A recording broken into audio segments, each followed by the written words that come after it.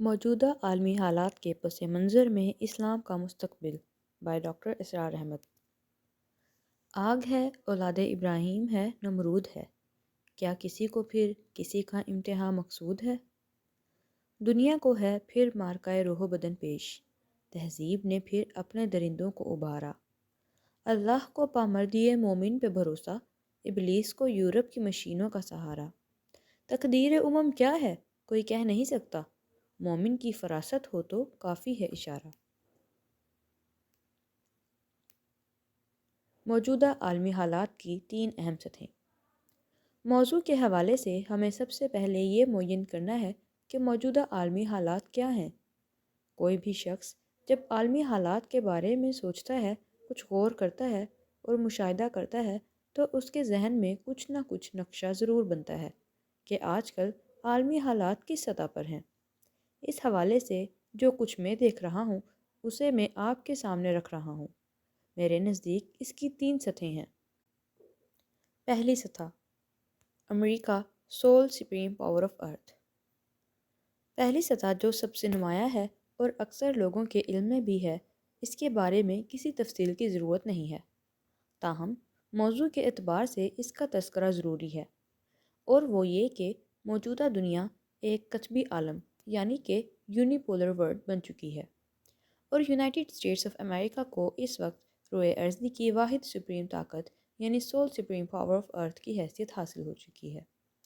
اس کی حربی طاقت کا کوئی اندازہ ممکن نہیں ہے، اسی لیے کہ وہ ہر موقع پر ایک نیا ہتھیار نکال کر لاتا ہے۔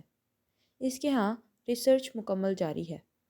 افغانستان میں جب روسیوں کے خلاف جہاد ہو رہا تھا تو دنیا نے اسٹنگر میزائل پہلی مرتبہ دیکھا اور اس کا مشاہدہ کیا۔ اس سے پہلے کسی کو معلوم تک نہیں تھا کہ دنیا میں ایسا میزائل بھی ہے جو سیدھے رخ پر جانے کی بجائے اپنے ہدف کا پیچھا کرتا ہے۔ پھر جب پہلی خلیجی جنگ ہوئی تو پیٹریاٹ میزائل آ گیا۔ اس سے پہلے اس کا کوئی تصور نہیں تھا کہ کسی حملہ آور میزائل کو فضا ہی میں تہس نہس کرنے والا میزائل بھی ایجاد ہو چکا ہے۔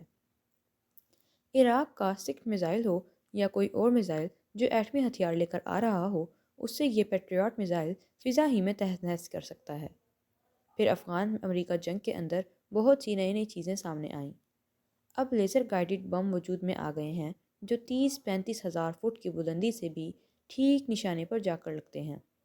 اس سے پہلے تو بمباری کے لیے بمبار جہاز کو نیچے آنا پڑتا تھا، اور ظاہر بات ہے جب جہاز نیچے آتا تھا تو اس کا امکان بہرحال موجود تھا کہ وہ اینٹی ایئر کرافٹ گن کا نشانہ بن جائے گا، جبکہ اب اس کا سوال ہی نہیں ہے۔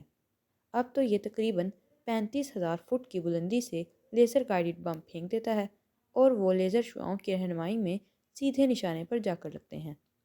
بہرحال یہ تو صرف چند مثالیں ہیں، ورنہ اس کی حربی قوت کا کوئی اندازہ ممکن نہیں ہے۔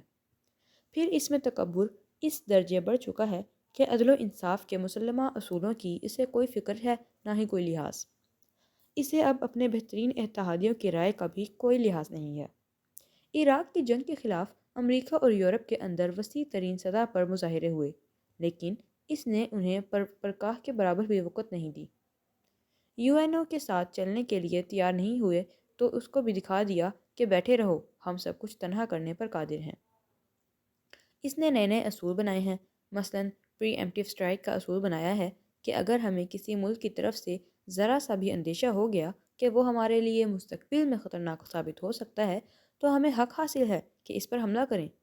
ہمارے لیے یہ ضروری نہیں ہے کہ کسی ملک کی طرف سے کوئی اقدام ہو اور پھر ہم حملہ کریں۔ امریکہ اپنی حربی قوت کے اعتبار سے ایک مست ہاتھی کی مانند ہے، جس کا مقابلہ کرنے کی حیثیت کسی میں بھی نہیں ہے، نہ یورپ میں اور نہ ہی جاپان میں۔ عالم اسلام کا تو ذکر ہی کیا ہے، اگرچہ اس کے رد عمل کے طور پر دنیا کی دوسری درجہ کی قوتیں تو علاقائی بنیادوں پر اتحاد قائم کر رہی ہیں کہ امریکہ کی قطع بالادستی کو بیلنس کیا جا سکے، تاہم یہ ابھی ابتدائی مراحل میں ہے۔